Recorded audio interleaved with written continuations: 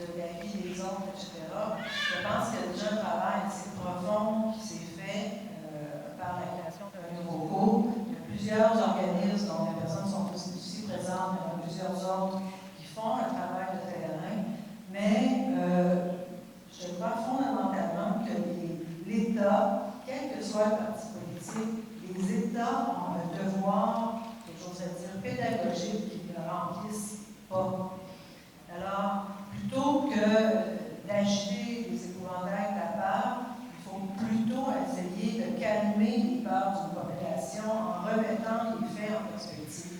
Daniel signalait très bien tout à l'heure qu'on a lancé des propositions publiquement sans énoncer aucune donnée, aucune analyse, aucune situation vraiment fondée. Alors, ça permet tous les fantasmes parce qu'il n'y a rien pour ramener la réalité comme telle. Et moi, je l'ai dit au ministre responsable, vous soustrayez à un devoir pédagogique, et ça, c'est extrêmement grave parce que ça finit par, je dirais, restreindre la portée du travail que peuvent faire beaucoup d'organismes auprès de populations ciblées pour avoir une meilleure compréhension les uns des autres.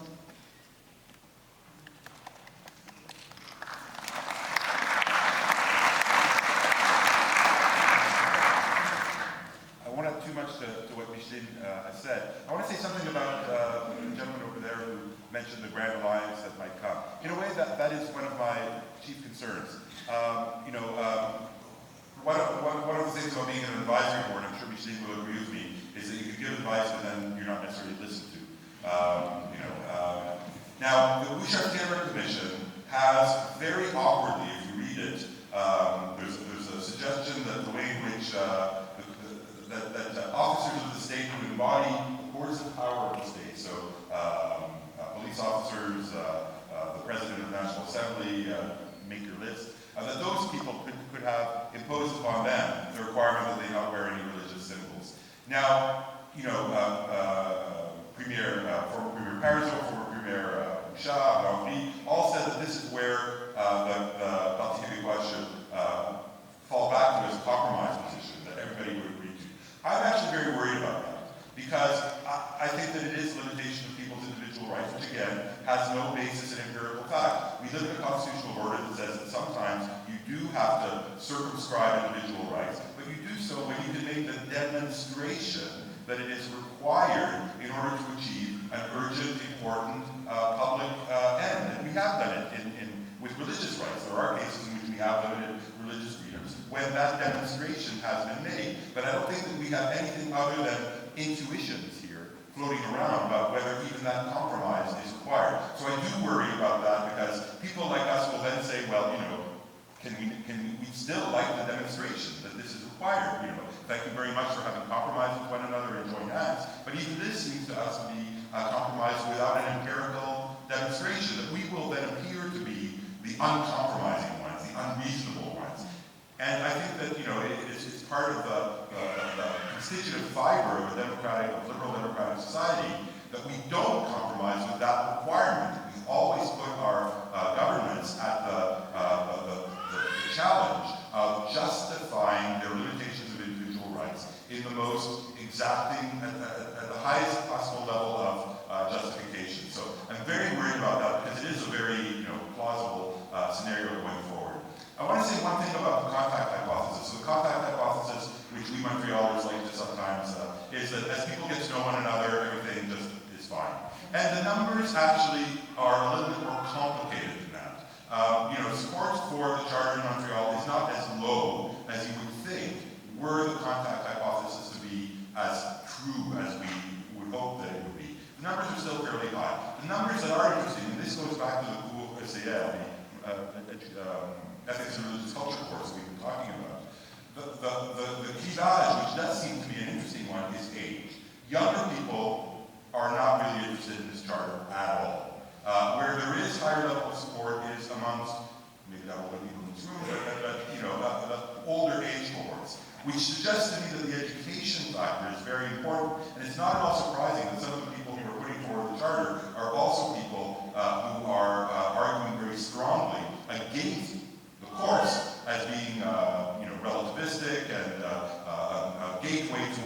horror of horrors that we all know we have to be dead set against, which is multiculturalism.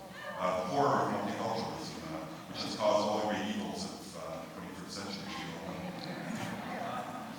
Okay, thank you very much. Okay, we're going to actually open up the round table in a moment. I'm going to pass the mic back to the rabbi and then introduce our members of faith communities. But Alex Herskovich from the Montreal Center for the Commemoration of the Holocaust, one of our co-sponsors, just wanted to add something in response here.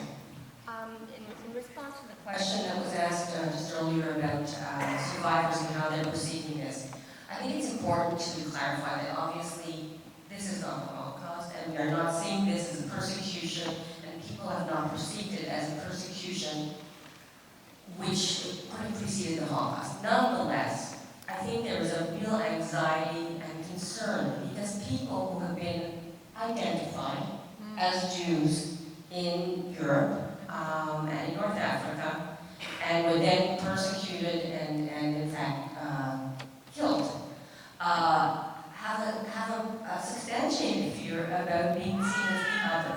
And whereas in one case we were talking about,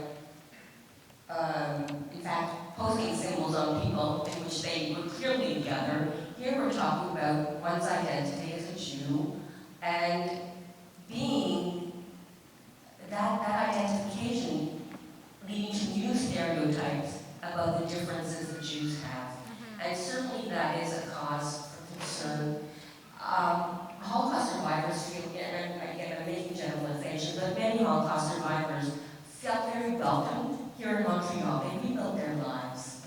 And now they have a question about whether that was a phase which is somewhat changing now and over. And is there a difference now? Is the society becoming one which is entirely more closed, which is not accepting difference, in which religion and the practice of religion has become a reason to judge one's values, that its values are being judged by how we practice faith. It's really, truly worrisome thing for me. Thanks very much. Professor Weinstraub wants to add a little moment that I'm going to kick in. So I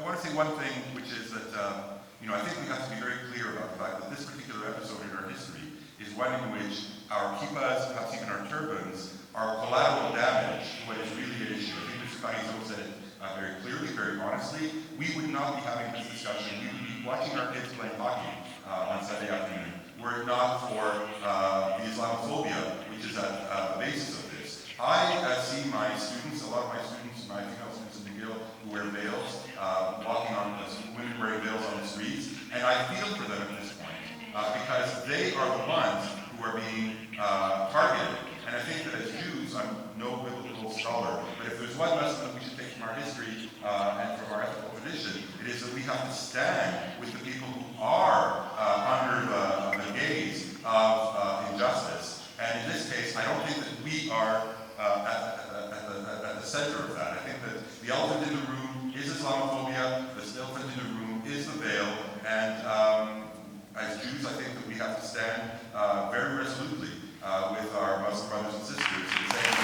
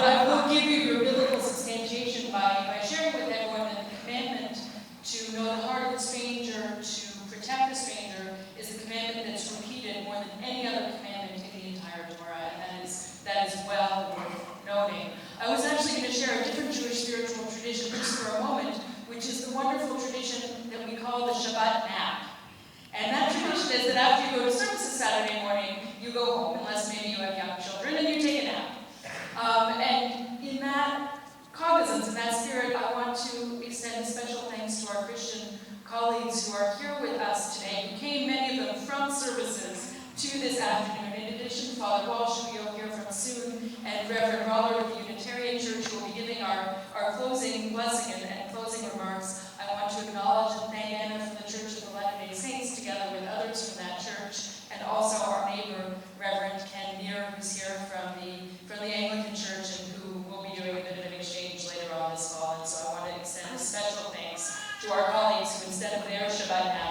to be part of this conversation.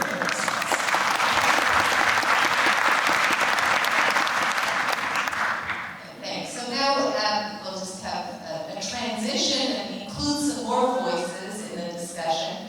And so we move to the members, representatives, leaders of faith communities who have agreed to speak with us, and they will each speak for 5 to 7 minutes.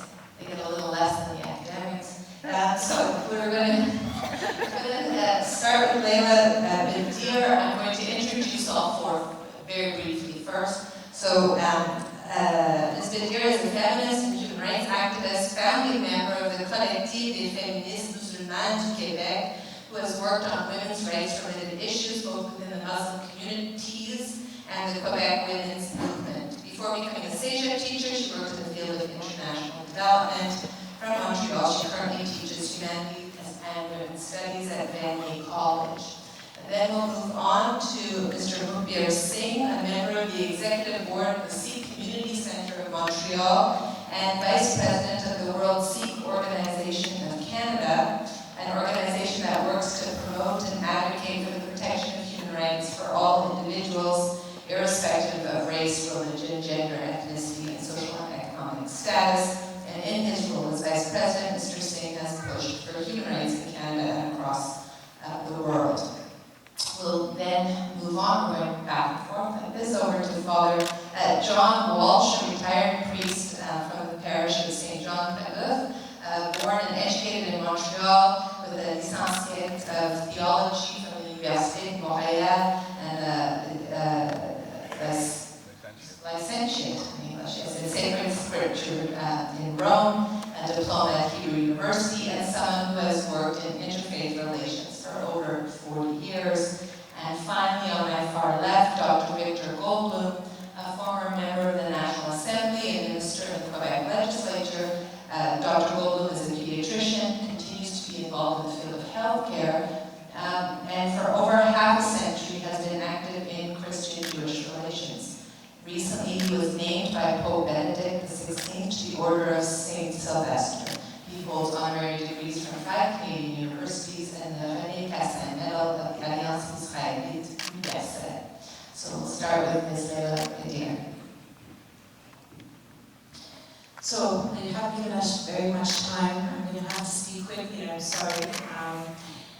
Thank you, Helen. Thank you for having me on this panel. I'm really happy to be here. Avant de commencer, je voulais juste préciser que s'il y avait des questions pendant la période de questions, ça va me faire plaisir de répondre en français. So like most of us, I wear many hats, but today I'm here on behalf of la Collectif des Féministes Musulmanes du Québec. As its name states, this collective is made up of a diverse group of Muslim feminist women who have been active in some cases for years on issues to do with human rights, women's rights, education, and international development. I'd like to focus on the following 3 points. First, I'd like to offer a feminist critique of the current debate and the terms under which it is being conducted. I'll focus on 3 points specifically. First, how the crucial question of equality between the sexes has been hijacked by the various non-feminist and feminist actors for the purpose of supporting political and social goals which are ultimately non-feminist. Then I'd like to briefly discuss how the question of hijab has become, within the Quebec feminist movement, a front line in the battle for the future of the women's movement, insofar as it represents a formidable battleground in the fight to preserve the hegemonic and culturally uniform version of Quebec identity. Finally, I'd like to discuss the question of voice and representation, insofar as Muslim women, while being identified, not so subtly, as the ultimate targets and supposed beneficiaries of this proposed charter, have been systematically used to justify positions on both sides of the debate. Before I begin, I want to say that part of my talk today is taken from an article I co-wrote with Rita Hoffman-Nemeroff, who, besides being one of my closest friends and mentor, happens to be a pioneer of the Quebec and Canadian women's movement. I'd also like to add that while the focus of my presentation is Muslim women, I'm quite cognizant that this charter takes aim at several other religious minorities, and I would add, actually, I would argue, the cultural majority as well, and in no way do I intend to minimize this fact. So we don't have an English word as Dr. Weinstein so aptly described. I'm going to use the word laïcité to discuss, the French word laïcité in my discussion. So it's important to begin by reminding ourselves that much of the current debate on the state of laïcité in Quebec society, as it's been held since the fall, has in fact emerged from the numerous discussions around the Islamic headscarf and its increased visibility in Quebec today. While initially the question of laïcité was a tool used to argue in favor of banning the headscarf in certain environments, such as at school and among public sector employees, it has now taken on an enlarged meaning. Alarm has been expressed that the secular nature of Quebec society is in danger, a narrative that dominates the public debate. Furthermore, Muslim women and their religiously motivated attire are now seen as the principal threat to laïcité and Quebec identity. No longer are Muslim women perceived as dangerous to themselves only, but they are now also perceived to pose a threat to the nation, with a capital N. Why otherwise would la Charte de la laïcité become known as la Charte des valeurs québécoises? The use of women's bodies to symbolize nationhood is certainly not new. However, it is notable that this tactic mirrors one of the preferred tactics of the religious and political patriarchal forces which hold so much power in many Muslim women's countries of origin. And I say many because not all Muslim women who choose to veil or not come from another place, and that's often not discussed in the public conversation around this issue, and which are so vigorously denounced by some Western feminists. It is surprising and discouraging for Muslim women and feminists such as myself to realize that in the name of the rights which it claims to be defending, a significant part of the Quebec feminist establishment